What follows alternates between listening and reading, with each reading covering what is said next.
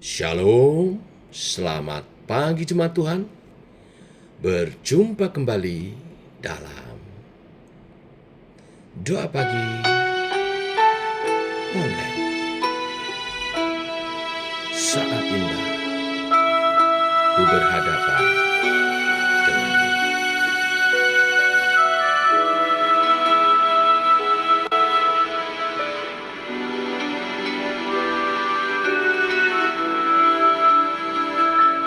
Saat indah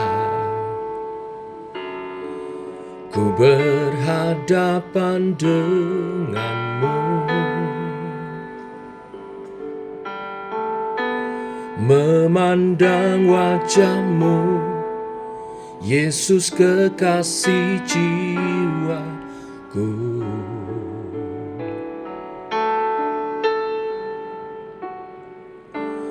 Bawa daku erat dalam pelukanmu,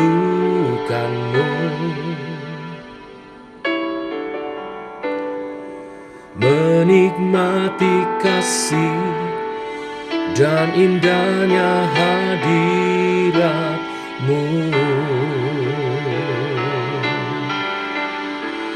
Hadiratmu Tuhan, ku rasakan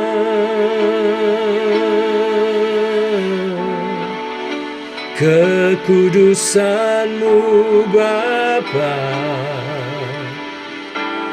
penuhiku.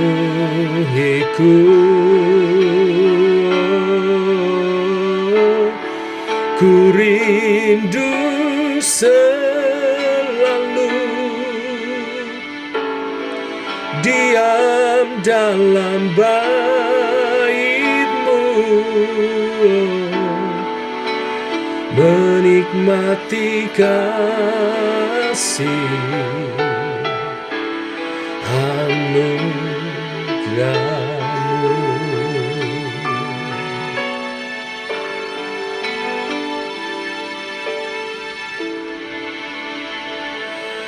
Saat indah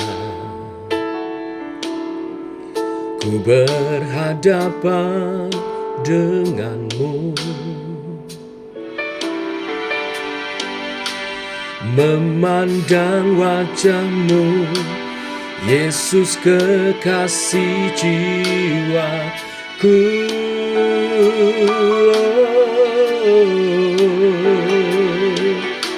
Bawa daku erat dalam pelukan-Mu,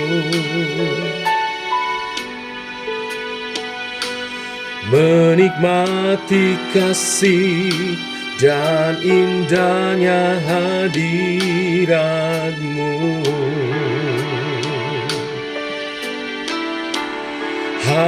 Hadirat-Mu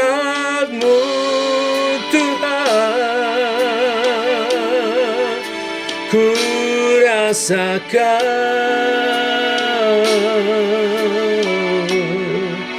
kekudusan-Mu Bapa, penuhiku.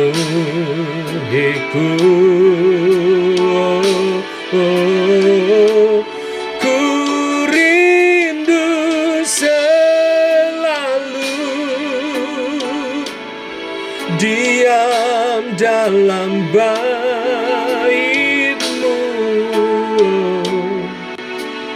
menikmati kasih anugerah-Mu. Hadirat-Mu Tuhan, ku rasakan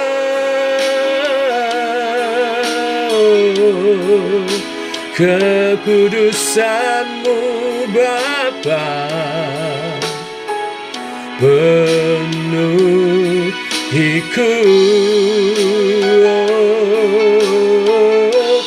Ku rindu selalu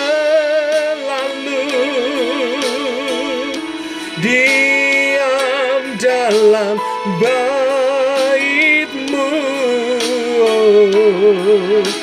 menikmati kasih anugerah-Mu.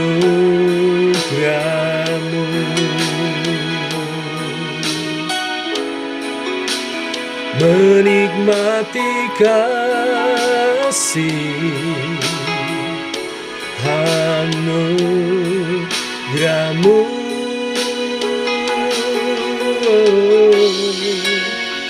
Menikmati kasih anugerah-Mu.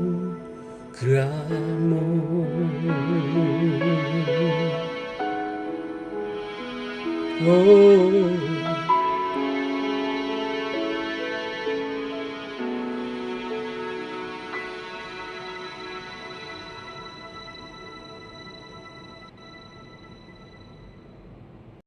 tiba waktunya untuk kami merenungkan firman-Mu. Firman-Mu-lah suluh dan terang bagi jalan kami. Berfirman Tuhan, terangi jalan kami, tuntun langkah kami. Dalam nama Tuhan Yesus Kristus. Amin. Bapak Ibu, kita lanjutkan firman Tuhan pada pagi hari ini, Yohanes pasal 15 ayat 1-8. Yesus pokok anggur yang benar. Demikian firman Tuhan. Akulah pokok anggur yang benar dan Bapakulah pengusahanya. Setiap ranting padaku yang tidak berbuah dipotongnya, dan setiap ranting yang berbuah dibersihkannya, supaya ia lebih banyak berbuah. Kamu memang sudah bersih karena firman yang telah kukatakan kepadamu. Tinggallah di dalam aku dan aku di dalam kamu, sama seperti ranting tidak dapat berbuah dari dirinya sendiri, kalau ia tidak tinggal pada pokok anggur. Demikian juga kamu tidak berbuah, jikalau kamu tidak tinggal di dalam aku. Akulah pokok anggur dan kamulah ranting-rantingnya. Barang siapa tinggal di dalam aku dan aku di dalam dia, ia berbuah banyak. Sebab di luar aku kamu tidak dapat berbuat apa-apa. Barang siapa tidak tinggal di dalam aku, ia dibuang keluar seperti ranting yang menjadi kering dan menjadi kering. Kemudian dikumpulkan orang dan dicampakkan ke dalam api, lalu dibakar. Jikalau kamu tinggal di dalam aku dan firman-Ku tinggal di dalam kamu, mintalah apa saja yang kamu kehendaki, dan kamu akan menerimanya. Dalam hal inilah Bapa-Ku dipermuliakan, yaitu jika kamu berbuah banyak, dan dengan demikian kamu adalah murid-murid-Ku. Sampai di sini pembacaan kita. Bapak Ibu jemaat Tuhan, renungan hari ini mengajak kita untuk memahami makna sejati dari bertumbuh dan berbuah dalam kehidupan kita sebagai orang percaya. Boleh dikatakan ini kelanjutan dari khotbah hari Minggu dan kemarin, doa pagi kemarin. Hari Minggu saya menyampaikan firman tentang berubah dan berbuah. Hidup kita mesti berubah untuk berbuah. Dan berbuah adalah kondisi kehidupan orang percaya yang menjadi berkat bagi Tuhan dan bagi sesamanya. Tuhan Yesus memberikan sebuah perumpamaan yang sangat mendalam dengan menggunakan pohon anggur untuk menggambarkan bagaimana seharusnya hubungan kita dengannya. Kemarin pagi saya bicara tentang untuk dapat mengenal Yesus secara pribadi, kita mesti intim, punya relasi yang erat, dekat dengan Dia. Bertumbuh dalam konteks rohani bukan hanya berarti bertambah usia atau pengalaman, tetapi lebih kepada dekatnya hubungan kita dengan Tuhan. Semakin mendalamnya pemahaman kita akan firman-Nya, dan semakin bertumbuhnya karakter Kristus dalam diri kita. Seperti pohon anggur yang terus berkembang untuk mencapai kematangannya, kehidupan rohani kita juga harus terus berkembang mencari kebenaran Tuhan dan berjuang untuk menjadi serupa dengan Kristus. Berbuah adalah hasil nyata dari pertumbuhan rohani kita.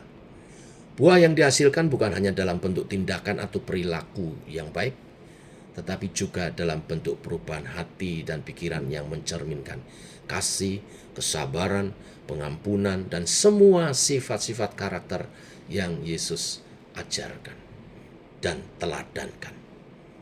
Seperti pohon anggur yang menghasilkan buah yang manis, setelah perawatan yang seksama, hidup kita pun diharapkan menghasilkan buah yang dapat dinikmati oleh Tuhan dan oleh sesama kita, sehingga Tuhan dimuliakan. Untuk itu yang pertama, kita mesti rela dibersihkan. Ayat 1 dan 2 tadi menekankan pentingnya proses pembersihan dalam hidup kita. Tuhan sebagai pengusaha dari kehidupan kita tahu persis apa yang perlu dihilangkan atau diperbaiki dalam diri kita agar kita dapat berbuah lebih banyak. Proses pembersihan ini bisa jadi sulit dan menyakitkan, tetapi sangat penting. Tuhan mungkin mengizinkan kita melalui berbagai pencobaan kesulitan, bukan untuk menghancurkan kita, tetapi untuk menguatkan dan memurnikan iman kita. Seperti seorang petani yang dengan teliti memangkas ranting-ranting yang tidak berguna dari pokok pohon anggur. Ranting yang terlalu ke bawah tertimpa tanah dibersihkan, diangkat supaya terkena sinar matahari dan nutrisi itu boleh menghasilkan buah pada ranting-ranting itu. Tuhan juga menolong dan membersihkan hal-hal yang tidak berkenan dalam hidup kita. Mari kita belajar untuk rela dan berserah dalam proses ini.